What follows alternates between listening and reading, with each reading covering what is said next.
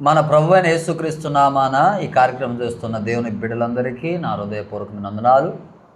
మరి మన మధ్యలో అద్భుతమైనటువంటి సాక్ష్యం కలిగిన దైవజనులు ఉన్నారు. వారు గతంలో ఏ విధంగా పూజలు చేసి మరి ఒక భయంకరమైనటువంటి స్థితి నుండి రక్షించబడి యేసు ప్రభుల వారిని ఏ విధంగా నమ్ముకున్నారనే కొన్ని విషయాలు అడిగి తెలుసుకుందాం. మరి ఈ యొక్క సాక్ష్యాన్ని పూర్తిగా అందరూ చూడండి, ఏ ఒక్కరు మిస్ అవ్వకండి. ప్రారంభం నుంచి చివరి వరకు చూడండి. యేసు దేవుని గొప్పతనం ఏందో తెలుసుకోండి. లోకం మీద వాళ్ళు వీళ్ళు చెప్పే మాటలు కాదు, కానీ యథార్థ సంఘటన, ప్రత్యక్ష సాక్ష్యం. కాబట్టి మరి దైవజనులు అడిగి తెలుసుకుందాం. అయ్యా వందనాలు. దేవునికి వందనాలు. నా పేరు రమేష్, మాది మహిబాద్ జిల్లా, పక్కన నడివాడనే గ్రామం. మేము ముగ్గురు అన్నదమ్ములం, ముగ్గురు అక్క చెల్లెళ్ళు, మొత్తం 6గురం. మరి మా నాన్న ఒకప్పుడు ఆ ఊళ్ళో కంట్రోల్ షాప్ డీలర్. మా నాన్నగారు ఆనాటి కాలంలో మా చిన్న వయసులో చనిపోయాడు. మా అమ్మ కొంచెం మెంటల్ డిస్టర్బ్లో ఉంది. మరి ఆ తరుణంలో మేము మా కుటుంబంలో పూర్వీకులంతా ఎల్లమ్మల పూజలు బాగా చేసేది, మరి రాముల వారి పూజలు చేసేది. ఆ టైంలో మేము చేస్తూ ఉన్న టైంలో మరి నాన్నగారు చనిపోయిన దినాలలో మరి మా ఇళ్ళు, మా వాకిలి అంతా ఆగమాగమై ఎక్కడోళ్ళక్కడ చెన్నాభిన్నం అయిపోయి ఎటు పోయినామో మాకు అర్థం కాని స్థితిలో మేము ఎక్కడోళ్ళక్కడ అయిపోయిన తర్వాత మరలా కొంతకాలానికి మరి మా పెద్దన్నయ్యకి జాబ్ వచ్చి ఆయన ద్వారా మా కుటుంబాన్ని అంతా సెట్ చేయడం జరిగింది. పెద్దన్నయ్య మరి ఆయన రాముల వారి పూజలు ఎక్కువ చేస్తారు. మరి రెండో అన్నయ్య అయ్యప్ప గురుస్వామి, ఇప్పుడు కూడా 24 సంవత్సరాల నుంచి ఆయన గురుస్వామిగా పనిచేస్తూ ఉండు. మరి నేను కూడా శివుడు పూజలు చేసేది బాగా. శివుడు పూజలు చేసి మరి నేను శివలింగాన్ని తీసుకొచ్చి తాంబాలను పెట్టి ఓం నమ శివాయ అని కూడా గంట కొట్టుకుంటూ పూజలు చేసేది బాగా. మరి ఆ టైంలో నేను పూజలు చేస్తున్న టైంలో కూడా మరి నేను యేసు ప్రభు గురించి నాకు తెలియదు వాస్తవం కూడా. నా చిన్న వయసులోనే నేను టైలరింగ్ నేర్చుకొని ఆ టైలరింగ్ ద్వారా మహిబాద్ పట్టణంలో కొంతకాలం చేశాను. తర్వాత 95లో నా పెళ్ళైంది. చిన్న వయసులో నాకు పెళ్ళైనప్పుడు 16 సంవత్సరాలు, నా భార్యకి 13 సంవత్సరాలు. ఆ టైంలో కూడా నేను శివుడు పూజలు చేసేవాడిని. మళ్ళా అన్నారం యాక్సాయన్న అని మరి వరంగల్ డిస్టిక్ దగ్గర ఒక ఊరు ఉంటుంది, అన్నారం షరీఫ్ అంటారు. ఆడికి కూడా పోయి నేను పూజలు చేసి గుండు కొట్టించుకొని వచ్చిన దినాలు ఉన్నాయి. మరి ఇట్లా తిరుగుతున్న సమయంలో మరి 1995లో నా మ్యారేజ్ అయింది. 97, 98లో టైలర్ షాపులలో డౌన్ అయిపోయి రెడీమేడ్ షాపులు ఎక్కువైనప్పుడు నేను అనేకమైన ఆర్థిక ఇబ్బందులు, సమస్యలతో నేను అక్కడి నుంచి ఖమ్మం రావటం జరిగింది. ఖమ్మం వచ్చిన తర్వాత కూడా నేను చాలా ఇబ్బందులు పడి, ఇరుకులు పడి, అసలు తట్టుకోలేని సమస్యల్లో నేను ఉన్నాను. అప్పుడు కూడా నేను మామూలుగా శివుడు భక్తుడిగానే ఉన్నాను. నా భార్య నాకు తెలియకుండా దొంగతనంగా అప్పుడప్పుడు చర్చికి పోయేది. అయితే మా పెళ్ళై 3 సంవత్సరాలైనా మాకు పిల్లలు లేరు. పిల్లలు లేకపోతే మరి నా భార్య ఏమో ప్రార్థన చేసుకుంటుంది నాకు తెలియకుండా, నేను శివుడు పూజలు చేస్తూ ఉన్న టైంలో మరి ఏమైందో మొత్తాన్ని మాత్రం ఆమెకు ప్రెగ్నెన్సీ అయింది. నేనేమో శివుడు చేశాడు కార్యం అని నేను, లేదు యేసుప్రభు చేశాడని ఆమె. అయినా సరే నా మాట నేనే నెగ్గించుకోవడం కోసం మరి నా కొడుకు యొక్క తలనీలాలు పుట్టెంటుకలు తీయటానికి వేములవాడ తీసుకెళ్ళడం జరిగింది. వేములవాడ తీసుకెళ్ళినప్పుడు ఆడ గుడి చుట్టూ ప్రదక్షిణాలు చేయాలంటే ఆమె నేను చేయను అని అంటే, అప్పుడు నేను బద్దిపోషమ్మ దగ్గర ఒక బోనం ఎత్తుకొని కోడిపిల్లను పట్టుకొని దాని చుట్టూ తిరగటం జరిగింది. 3 రోజులు సత్రం తీసుకొని నేను అక్కడే ఉన్నాను. అట్లా అది ఆ పరిస్థితి అంతా అయిపోయిన తర్వాత ఇక ఏమో మధ్యలో ప్రార్థన పోవటం, అక్కడ చర్చి దగ్గర మేము ఉన్న ప్రాంతంలో అడిగిపోవటం అట్లా జరుగుతూ ఉంది. నేనేమో నా టైలర్ షాప్ అంతా పాడైపోయింది. 6 వర్కర్లు, అంతా బిజినెస్ అంతా లాస్ వచ్చి 2-3 లక్షలు అప్పట్లోనే మరి 2000 ముందు అంటే 1970 ఆ టైంలోనే ఎట్లా ఉందంటే భయంకరమైన పరిస్థితి ఉంది. 97, 98లో అప్పుడు చాలా భయంకరంగా తట్టుకోలేకపోయాం. మరి ఒక అతను నమ్మాను, అతను నాకు వర్క్ అంతా లాజ్ చేసి వెళ్ళిపోయాడు. నేను ఆ బాధ తట్టుకోలేక ఖమ్మంలో మా అత్తగారి ఇల్లు రమణగుట్ట అనే ప్రాంతంలో నేను వచ్చి కిరాయి ఇళ్లలో వండుకుంటూ మరలా కొంతకాలం టైలర్ షాప్ వర్క్ చేసుకుంటా మరి చిన్నగా ఆటోలు ఒకటి కొని మెయింటైన్ చేసి దాని ద్వారా ఇక్కడ కొంచెం డెవలప్ అయినా సరే నాలో తాగుడు తిరుగుడు ఇష్టం వచ్చినట్టుగా ఒక నా జీవితంలో దొంగతనమాను లేకపోతే స్మోకింగ్ తెలియదు, కానీ మిగతా చేయవలసిన అన్ని కార్యాలు చేశా. అప్పుడు మా ప్రాంతంలో ఉన్న ఒక పాస్టర్ గారు, మరి తెనాల నుంచి ఒక అయ్యగారు సాధు యోహాన్ అయ్యగారు అని ఆయన ఆ ప్రాంతానికి వచ్చినప్పుడు వాళ్ళందరికీ బాప్తీసాలు ఇస్తుండగా నాకు తెలియకుండా నేను వెళ్ళి సడన్గా బాప్తీసం తీసుకున్నా. యేసుప్రభు వారి గురించి లోతైన మర్మం నాకు తెలియదు, ఎలా ప్రార్థన చేయాలనో తెలియదు, ఎట్లా ఉపవాసాలు ఉండాలో కూడా నాకు తెలియదు. తీసుకొని ఇంటికి వచ్చి నా భార్య చెప్పి నేను బాప్తీసం తీసుకున్నానంటే అట్లా తీసుకున్నావు బాప్తీసం, నీకు ఏం తెలుసు దేవుడి గురించి అని ఆమె చెప్పడం జరిగింది నాకు. అట్లా నేను యేసు ప్రభును నమ్ముకున్నాను. తర్వాత నాకు పాల్ అని పేరు పెట్టారు. ఇప్పుడు కంటిన్యూషన్గా రమేష్ పాల్ అని పిలువబడుతుంది. అట్లా ఆటో తోలుకుంటూ కొంతకాలము మరి జీవితం కొనసాగిస్తున్నాను. మరి సగ జీవితం దాదాపు ఇప్పుడు నాకు 45 సంవత్సరాలు, ఇంచుమించుగా 45 సంవత్సరాల వ్యవధి కూడా కిరాయిళ్లలో నా జీవితం గడిచిపోయింది.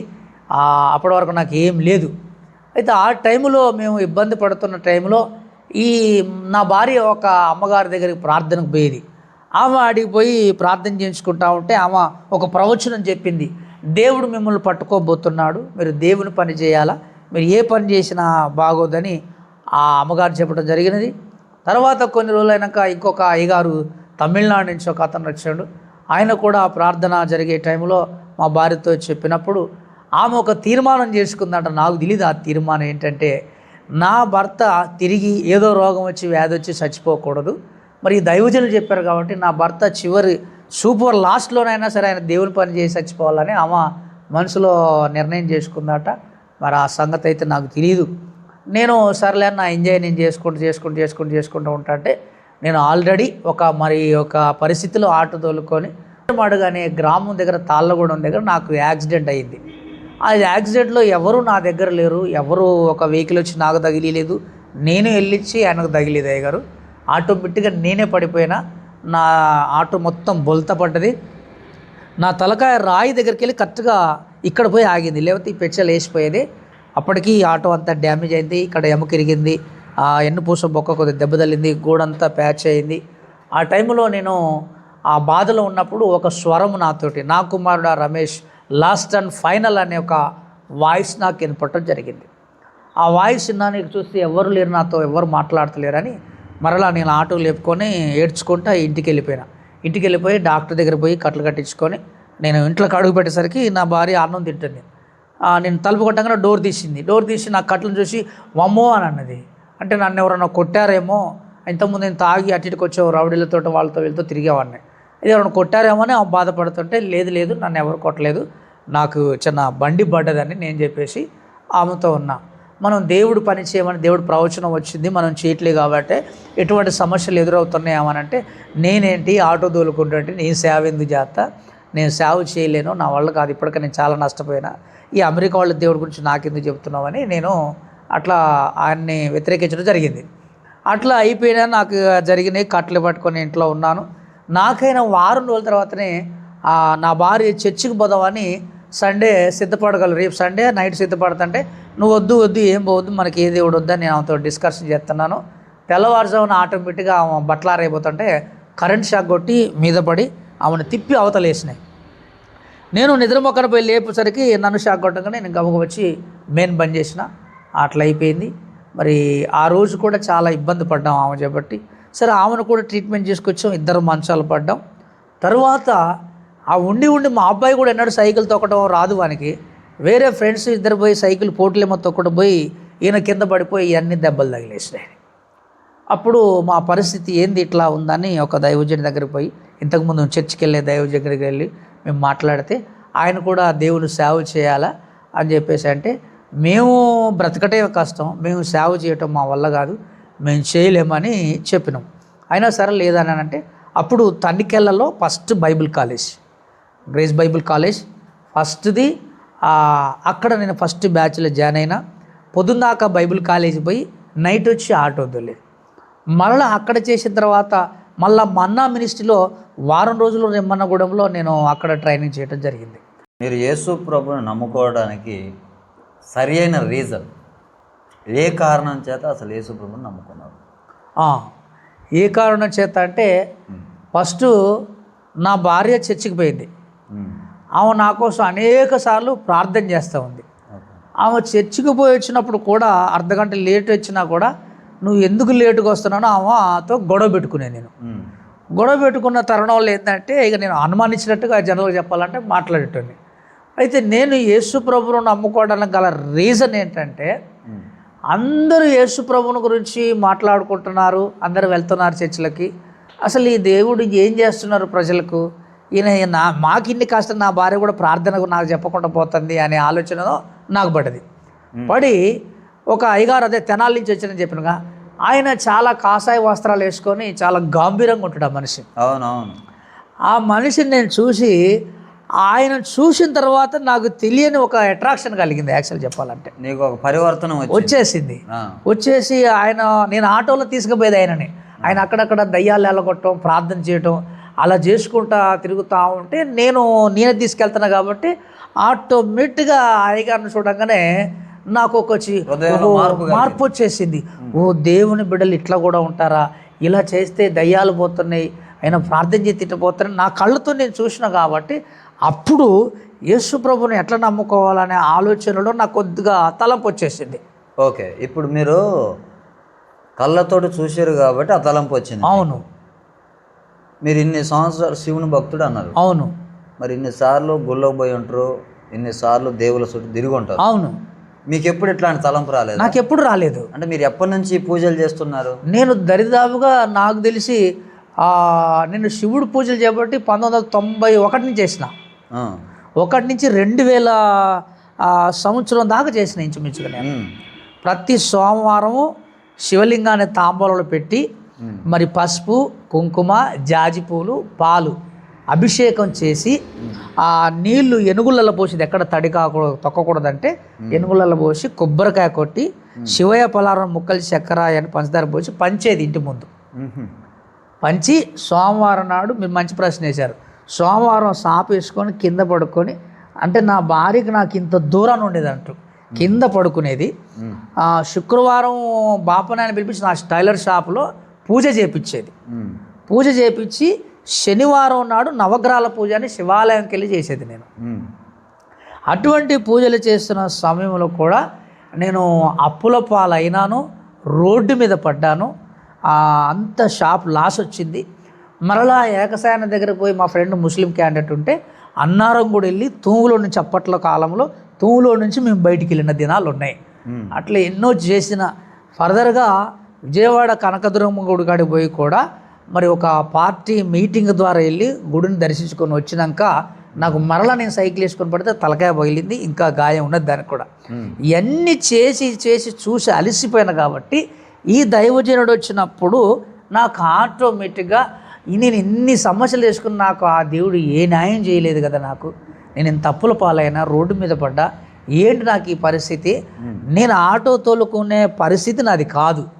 6 వర్కర్లు నా చేతి కింద, పెద్ద షాపు, ఆ రోడ్డు వెడల్పు ద్వారా షాప్ పోయింది.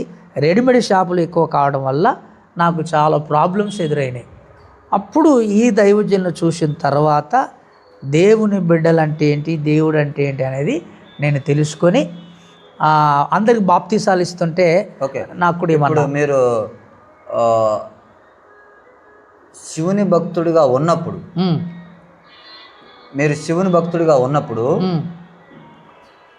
మీరు తాగుడికి అలవాటు ఉన్నదా?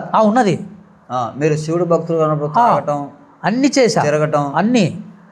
పొద్దున పూజ చేసేది, ఆ రోజు సోమవారం మాత్రం మంచిగా ఉండేది. మళ్ళీ సోమవారం నుంచి మంగళవారం, బుధవారం, గురువారం దాకా మళ్ళీ నా ఇష్టమే.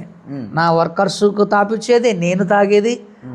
మరి వ్యసనాలు ఉన్నాయి, మరి చాలా నేను అవి కొన్ని చెప్పేటి కాదు, అంత భయంకరంగా నేను తిరిగిన. మళ్ళీ శుక్రవారం ఒకటి మంచిగా ఉండేది, మళ్ళీ శనివారం, ఆదివారం షాప్ బంద్ ఉంటుంది. వర్కర్లు మేము ఫుల్గా తాగి ఎంజాయ్ చేసేది. ఫుల్గా తాగటం మాత్రం మానలేదు, అస్సలు మానలేదు. ఇప్పుడు సరే, నువ్వు తాగుతున్నావు, భక్తి చేస్తున్నావు, ఇది తప్పు అని ఎవరు చెప్పలేదని? నాకు ఎవ్వరు చెప్పలేదు. నేను ఆగమైపోయినా.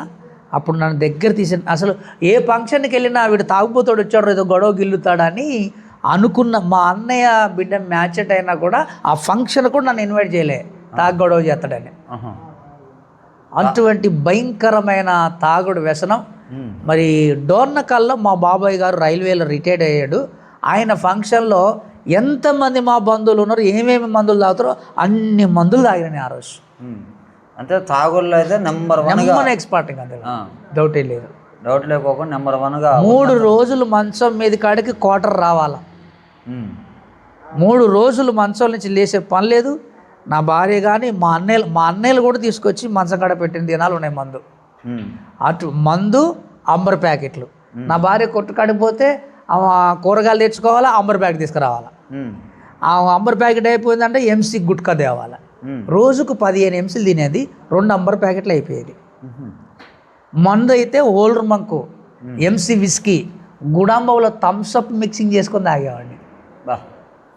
అంటే మీరు తాగులో మాత్రం నెంబర్ 1 స్థానానికి, దాంట్లో ఇక తిరుగులేదు. నా సర్కిల్ మొత్తం చనిపోయారు, ఇప్పుడు నేను ఒక్కనే మిగిలిపోయినా. అంటే నీ బ్యాచ్లో ఉన్న వాళ్ళందరూ చనిపోయారు తాగి. నా భార్య సాక్ష్యం, అందరు చనిపోయారు. మీరు ఒక్కళ్ళే? నేను ఒక్కడే దేవుని కృపను బట్టి బతుకున్నా. ఓకే, అంటే ఇప్పుడు నా క్వశ్చన్ ఏంటంటే, మీరు ఇంత అసలు మీరు భక్తిగా పూజలు చేశారా? శివుణ్ణి భక్తిగా ఆరాధన చేశారా? నేను సోమవారం వస్తే నా భార్య గాలి కూడా తాకుండా చేసేవాడిని. ఓహో, భక్తిలో అయితే లోపం లేదు అస్సలు. ఇప్పుడు యేసు ప్రభుని నమ్ముకున్నా అన్నారు. అవును. ఇక అద్భుతాలు చూసి నమ్మినా అన్నారు. అవును. నమ్మినాక మీ జీవితం ఎట్లుంది? నమ్మినాక కూడా బాప్తిసం తీసుకున్నా. బాప్తిసం తీసుకున్నాక కూడా మళ్ళీ తాగిన, మళ్ళీ తాగినా, మళ్ళీ తిరిగినా కూడా నా భార్య చెప్తా ఉంది, ఊకే నువ్వు ఇది చేయకూడదు, ఇది తప్పు అని. నా భార్య, మా అత్త బాగా ప్రార్థన చేసేవాడు నా కోసం. వీళ్ళు ప్రార్థన చేసేది. నేను తాగి చికాకు చేస్తుంటే పాస్టర్ గారే నా భార్య, అయ్యా నా భర్త కోసం ప్రార్థన చేయండి అంటే, ఎందుకమ్మా ఆడు తాగుపోతాడు అని వదిలేను అన్నాడు. అయ్యగారికి కూడా మేమే నమ్మకం లేదు. అటువంటి పరిస్థితిలో నేను తాగుడికి వ్యసనాన్ని ఆ ఒళ్ళు చేసుకొని, ఇల్లు గుల్ల చేసుకొని, అన్ని పొడగొట్టుకొని, ఫ్రెండ్స్ పొందినాక కూడా తాగినాక పడిపోయినా, ఆగమైపోయినాక ఈ ప్రవచనాలు ఏదైతే ఒక దైవజనుడి ద్వారా వచ్చినాయో, ఒక అమ్మగారి ద్వారా వచ్చినాయో, దైవజనురాల ద్వారా దేవుడు మీతో మాట్లాడు నా భార్యతో మాట్లాడాడు. మీరు దేవుని పని చేయాలి అని చెప్పినప్పుడు అప్పుడు ఆమె తీర్మానం చేసుకుందట, ఈ తిరిగి నా భర్త చచ్చిపోకూడదు దేవా, నీ పని చేసి ఆయన చనిపోవాలని తీర్మానం చేసుకుందట. ఆ తీర్మానమే దేవుడు నన్ను పట్టుకున్నాడు. ఆ తీర్మానం ద్వారా మీరు వచ్చారు. అది పూర్ణ సేవ ఏమన్నగాని అనుకున్నాను. మందు తాగి గుట్కాలు తిన్నా కదా, 24 గంటలు కడుపులో మంట వచ్చేది నాకు. మంటకు ఈ జింటాకు, ర్యాంటాకు టాబ్లెట్లు నా జేబులో ఎప్పుడు స్టాక్ ఉంటుంది, ఒక సీటు. నేను ఇప్పుడు 2 టీలు తాగినా కూడా మంట ఎమ్మట వచ్చేస్తుంది. అట్లా టాబ్లెట్లు వేసుకునేది. నేను చంపినా, నన్ను బ్రతికినా యేసు ప్రభు దగ్గర నేను వచ్చాను. కానీ డైరెక్టు 40 రోజులు ఫాస్టింగ్ ఉన్నా. 4-5 రోజులు కడుపులో బాగా పిసికింది ఆ గ్యాస్ట్రిక్ ప్రాబ్లం. నేను 40 రోజులు ఉపవాస ప్రార్థన ఎప్పుడైతే చేశానో ఆ రోజు నుంచి ఈ రోజు వరకు నాకు గ్యాస్ ప్రాబ్లం లేదు. దేవుడు స్వస్థత ఇచ్చేశాడు. అటువంటి పరిస్థితుల్లో ఇక నాకు బాగా విశ్వాసం పెరిగింది. ఒకరోజు 800 రూపాయల కిరాయి 3 నెలలు కట్టలేదు నేను, ఇల్లు కిరాయి కట్టకపోతే. క్రిస్టియన్ ఒక ఆంటీ అయినా సరే మమ్మల్ని ఇల్లు కిరాయి కట్టమని చాలా ఫోర్స్ చేసింది. అప్పుడు నేను బయటికి వెళ్ళిన నా భార్య దగ్గరికి వచ్చి, మీరు ఇల్లు కిరాయి కట్టకపోతే కాలన్న చేయండి, తాళమన్న వేస్తా, సామాన్లన్నీ బయట వేస్తానని ఆమె వార్నింగ్ ఇచ్చిపోయింది. అప్పుడు నేను బజార్ నుంచి ఇంటికి రాగానే నా భార్యని, అయ్యగారు ఇట్లా సంగతి అని అంటే, నేనన్నా తాళం వేయొద్దని చెప్పు, సామాన్లు మొత్తం తీసి 3 బజార్ల కాడే వేయమను, ఈ రాత్రి ఆన్నే పండుకుందాం.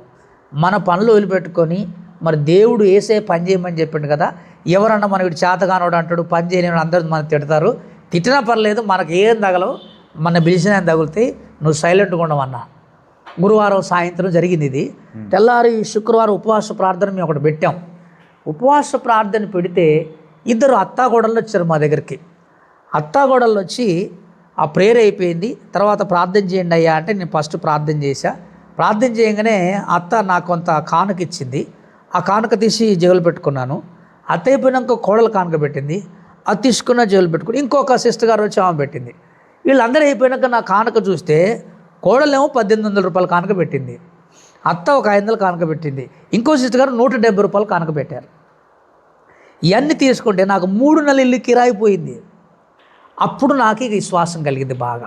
దేవుడు నిన్ను పోషిస్తున్నాడు. ఇక ఆ రాత్రంతా ఏడ్చుకుంటా ప్రార్థన చేసి నేను ఒక్కటే తీర్మానం చేసుకున్నా, ప్రభువా ఈరోజు ఇంత కార్యం చేసిన దేవుడవు, నీకు నమ్మకంగా ఉంటే ఇంకా నువ్వేమైనా చేయగలుగుతావని ఆ రోజు నుంచి అనేకమైన అద్భుతాలు అట్లా విశ్వాసాలు ఎన్నో దేవుడు చేసుకుంటూ వచ్చాడు ఈ రోజు వరకు.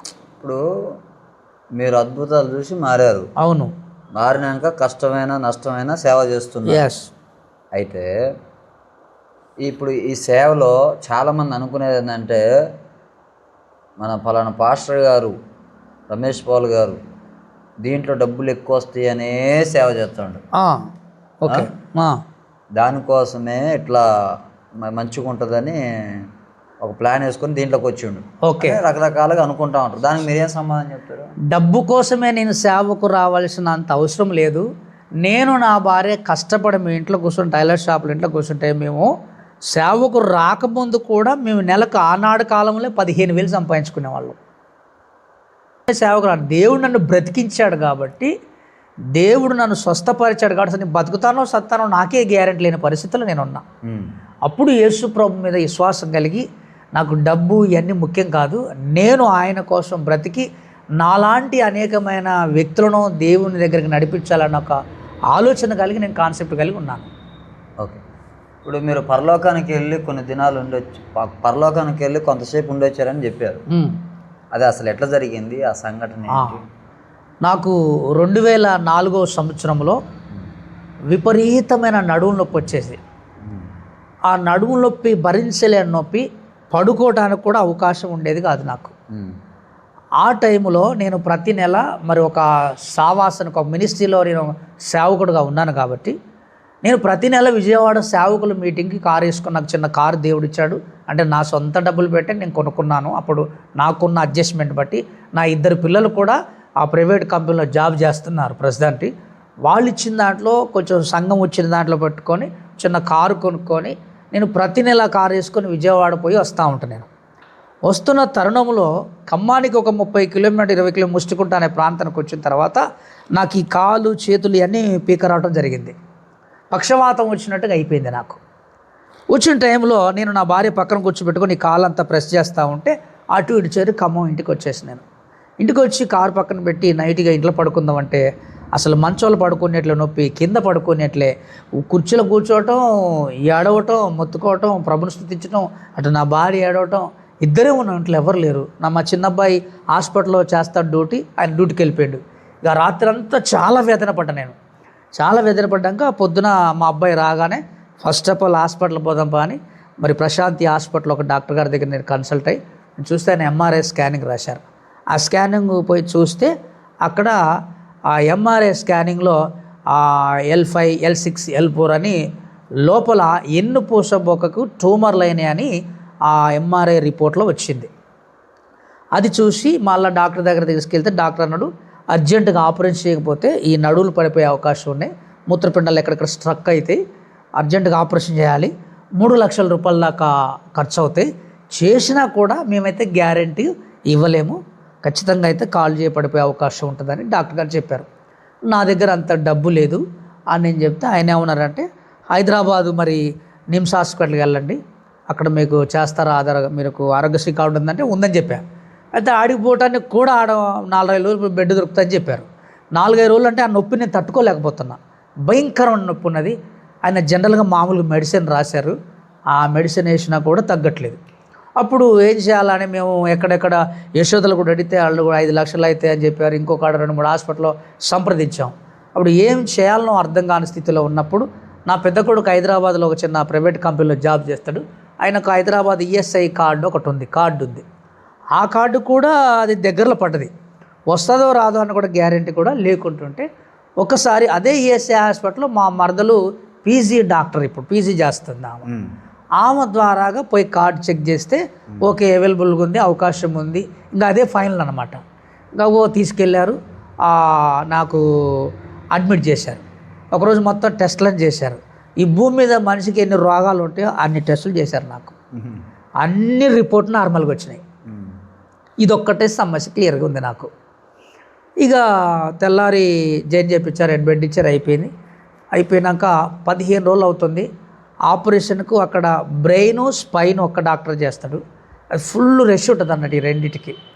ఈ నా డేట్కి వచ్చేసరికి నాకంటే ముందు ఆపరేషన్ అయిన వాళ్ళందరినీ బెడ్ కాడికి పోయి ఎలా ఉంది బ్రదర్, మంచిగా అనిపిస్తుందా, ఏమవుతుందని అడిగామన్న భయం అయింది నాకు.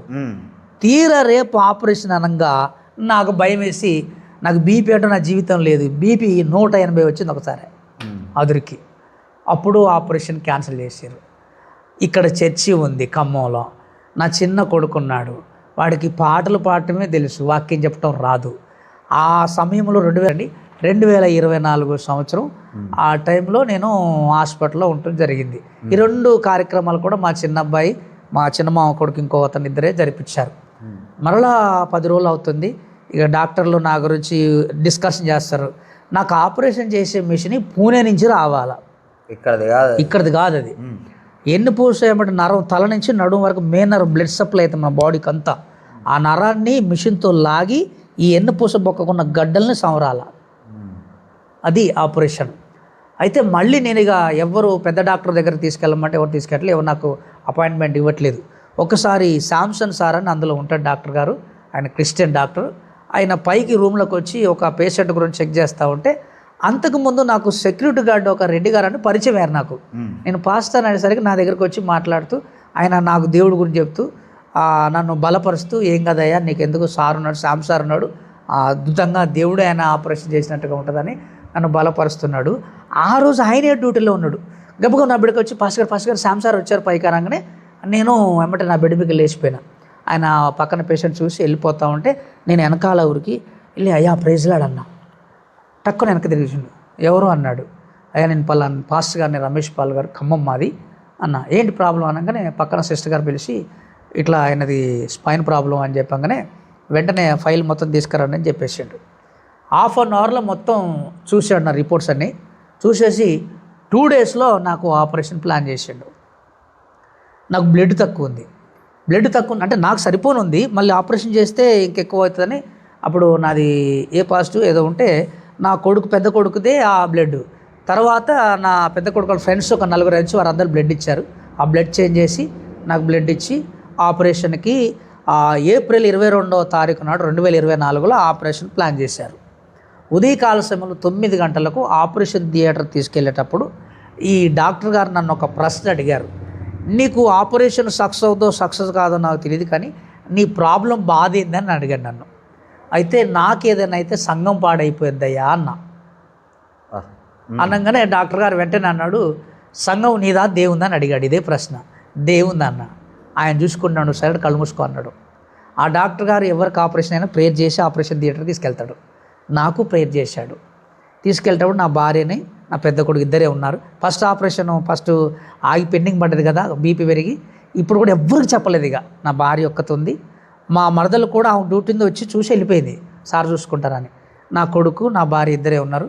వాళ్ళ పిలిచిండట, దాదాపుగా అమ్మ ఆపరేషన్ ఎన్ని గంటలు పడో తెలియదు, ఒకవేళ ఆపరేషన్ సక్సెస్ అయ్యి నడువులు సెట్ అయ్యి కాలు సెట్ అయితే ఓకే, దేవుని స్తోత్రం. సన్న నరాలు ఉంటే ఈ నరం ఏది కట్ అయినా కూడా హార్ట్ ఆగిపోయే అవకాశం కూడా ఉంటుందమ్మా, మమ్మల్ని అయితే మీరు ఏమనొద్దని డాక్టర్ గారు నా భార్య చెప్పారు. చెప్పేసి నన్ను ఆపరేషన్ థియేటర్ తీసుకెళ్లారు. తీసుకెళ్ళాక నేను లోపల పోయినా చేసిన. పొద్దున 9 గంటలకు తీసుకెళ్లారు నన్ను ఆపరేషన్ థియేటర్లో. నైటు 7 గంటలకు తీసుకొచ్చారు. 9 గంటల ఆపరేషను, 8 మంది డాక్టర్లు. 9 గంటలకు తీసిపోయారు. సాయంత్రం అయింది, నా భర్త రాలేదు, చచ్చిపోయిండేమో, ఈ డాక్టర్లు ఏం చెప్తారో అని అర్థం కాక ఆమె బయట ఏడ్చుకుంటూ కూర్చుందట. అప్పుడు 7 గంటలకు నన్ను బయటకు తీసుకొచ్చి ఐసీ రూమ్కి తీసుకెళ్ళేటప్పుడు నా చెంప కొట్టి ఇట్లా లేపారు. రమేష్ లేనగానే నేను లేచిన. లేవడంతో నా భార్య మా పిల్లలు కనపడ్డారు. నెక్స్ట్ అడిగిన మాట ఏంటంటే నా కాలు ఉందా అని అడిగిన. అనగా నా కాళ్ళు ఉన్నాయా అన్న. అనగా నేను కాళ్ళు ఊపం అన్నారు. ఊపంగానే పాదం ఇట్లా కదిలింది. దేవుని స్తోత్రం అని కళ్ళు మూసుకున్నాయి. ఇక మీకు అప్పుడు ధైర్యం వచ్చేసింది. ఇక ఏమన్నా కానీ అనుకున్నా, కాలు అయితే మెదులుతాను అనుకున్నా. ఐసీయూలు తీసిపోయారు. ఆ నైటు అక్కడ పండబెట్టారు. అర్ధరాత్రి 2 గంటల టైంలో ఈ 2 కళ్ళు విపరీతమైన మంట వచ్చి అగ్ని వలె వచ్చి నా కళ్ళ మటు ఊసులు కారుతున్నాయి.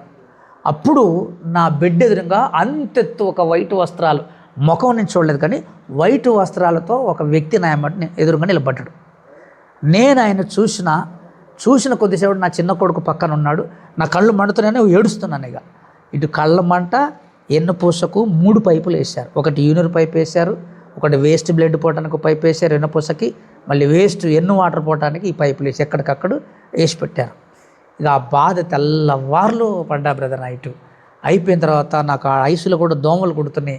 పక్కన ఒక ఆయన చనిపోయాడు, వాళ్ళు అందరూ ఏడుస్తున్నారు. నాకు భయం వేసింది. ఇక నన్ను అర్జెంటుగా ఇక్కడి నుంచి, నేను పాత బెడ్ దగ్గర ఉన్నా కదా, అక్కడికి తీసుకొని కొద్ది చికాకు చేస్తే మళ్ళీ పెద్ద డాక్టర్తో మాట్లాడి నేను పాత బెడ్ దగ్గర తీసుకొచ్చి నన్ను బండబెట్టారు. పండబెట్టినాక 24వ తారీఖు నైటు 3 గంటలకి ఆ నొప్పులు తట్టుకోలేక నిద్ర పట్టట్లేదు. ఇట్లా 2 చేతులు పైకెత్తి 3 గంటల అయితే నేను దేవుని స్తుతిస్తూ ఏడ్చుకుంటూ అట్లే ఉన్నాను. అప్పుడు ఎవరో నన్ను ఎక్కడికో తీసుకెళ్ళిన స్థలంలో అందరూ కూడా తెల్లటి వస్త్రాలు వేసుకొని ఉన్నారు. ఇక అక్కడ తీసుకెళ్లారు. తీసుకెళ్ళిన తర్వాత నేను ఇలా చూస్తున్న వాళ్ళందరినీ చూస్తూ ఉంటే అందరూ కూడా తెల్ల లాల్చీలు, తెల్ల లింగీలు, గడ్డం మీసాలు లేదు, మొత్తం బోడ కట్టింగు. చాలామంది పెద్దలు ఒక బ్యాచ్ కూర్చున్నారు. నాలాగా తెల్ల ప్యాంటు తెల్ల షర్ట్ వేసుకున్న ఒక బ్యాచ్ కూర్చున్నారు. ఈ షర్ట్లో ఆ ప్యాంట్స్ వేసుకున్న షర్ట్ వేసుకున్న కూడా ఒక బ్యాచ్ కూర్చున్నారు. ఆడవాళ్ళు చాలామంది వైట్ శారీస్ కట్టుకొని ఒక బ్యాచ్ ఉన్నారు.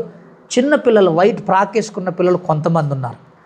మళ్ళీ ఇటు సపరేట్ దూతలు ఉన్నాయి. ఆ దూతల మధ్య యేసు ప్రభువారు తెల్లటి వస్త్రాలు వేసుకొని సింహాసనం మీద కూర్చొని నేను కనులారా చూశాను. యేసు ప్రభునే స్పష్టంగా చూసినప్పుడు నా తలని ఇట్లా ఉంచి నన్ను చూసి అయ్యో అన్నాడు.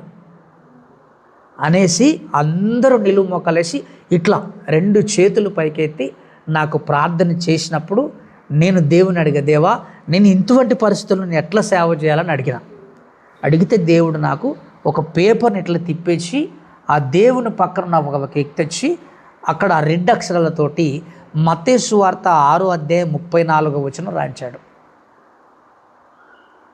అది గుర్తుపెట్టుకున్నా నేను.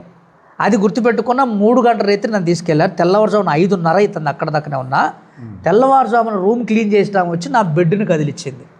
అప్పుడు ఇట్లా నేను స్ప్రోలోకి వచ్చేసిన. రావడంతో పక్కన నా పెద్ద కొడుకున్నాడు. ఆయన అడిగా, నాని అర్జెంటుగా బైబిల్ తీయన్నా. తీసిండి. ఏం డాడీ ఏమైందండి? దేవుడు నన్ను ఇటు తీసుకెళ్ళాడు, మత్తయి సువార్త గుర్తు చదువుతున్నాం కానీ గుర్తులేదు ఆ టైం నాకు. 6:34 చదువు అన్న. అందులో నా రాజ్యమును మొదట నా నీతిని ఎతకమని లేఖనం ఉంది. ఇది నాకు దేవుడు అక్కడ చూపించాడు. ఆ రోజు నుంచి నేను డాక్టర్ దగ్గర ఇక అట్లా ట్రీట్మెంట్ జరుగుతుంది. ఒక రాత్రి నాకు బ్లడ్ మార్పిడి చేశారు కదా, విపరీతమైన జ్వరం వచ్చింది. అసలు ఇక తట్టుకోలేకపోతున్నా. అప్పుడు డాక్టర్ గారికి చెప్పగానే వెంటనే యాంటీబయాటిక్ ఇంజెక్షన్లో ఒక 5 వేసి మరలా ఆ జ్వరం అంతా పోయేదాకండి పాస్టర్ గారిని కేర్ తీసుకోమని సార్ చెప్పారు. వాళ్ళందరూ చాలా, నేను ఆ జీవితకాలం అంతా వేసే తర్వాత వాళ్ళకే రుణపడి ఉంటాను అనుకుంటా. నేను అంత నాకు ఇంట్రెస్ట్గా నా మీద ట్రీట్మెంట్ చేశారు. నా పెద్ద కొడుకు పక్క నుండి ఒక చిన్న పిల్లగాడికి సేవ చేసినట్టుగా, చిన్న పిల్లగాడికి స్నానం చెబితే ఒంటి మీద బట్టలు లేకుంటే ఎట్లా చేపిస్తారో అట్లా నాకు ఆయన టాయిలెట్ తీసేయటం, బాత్రూమ్ తీసేయటం, నా పెద్ద కొడుకు చాలా నా కోసం ఆడ పనిచేశాడు. ఇక తర్వాత 15 రోజుల తర్వాత కుట్లు పెట్టేటప్పుడు నాకు నడుంకు ఒక పట్టిచ్చారు. 6 నెలల దాకా నువ్వు మెసలకూడదు అని చెప్పేసినప్పుడు అప్పుడు ఇందాక వీడియో చూపించగా నడిచి అప్పుడు ఆ నడిపించడం ఇవన్నీ జరిగినాయి. బెల్ట్ వేసుకొని 6 నెలలు ఇంటికి వచ్చిన. హాస్పిటల్ నుంచి వచ్చినాక ఇక మందిరం పోవాలని ఆశ పైకి ఎక్కాలా, నేను ఎక్కలేను. నేను ఒకరోజు అన్నాను, అమ్మ ఇన్ని రోజులు నేను హాస్పిటల్ ఉన్నా, నన్ను ఈ 1 వారం తీసుకెళ్ళండి పైకి, నేను ఖచ్చితంగా ఇంట్లో కూర్చొని నొప్పి చెప్పలేని చర్చిలో కూర్చుంటానన్నా. నేను వాళ్ళతో చెప్పి నేను పడుకున్నా. నైట్ నాకు తెలియకుండానే ఒక వ్యక్తి వచ్చి నన్ను పైకెక్కించినట్టుగా చూపించిండు దేవుడు నాకు. తెల్లారి ఆటోమేటిక్గా నేనే చర్చలకు పైకెక్కేసిన అంత నొప్పి మీద. 24 మెట్లు ఉంటాయి మా ఇంటికి. 24 మెట్లు ఎక్కి ఇట్లనే బల్ల వేసుకొని 3 వారాలు నేను నా సంఘంతో నాకు వచ్చిన దర్శనాన్ని పంచుకొని వాక్యం చెప్పిన 3 వారాలు. ఇట్లా కూర్చుంటే నాకు నడిపింపు రావట్లేదని ఇక నిలబడటం ప్రారంభించిన బ్రదర్. ఆ రోజు నుంచి నిలబడుతూ 6 నెలలు కారు తొలకోకుండా.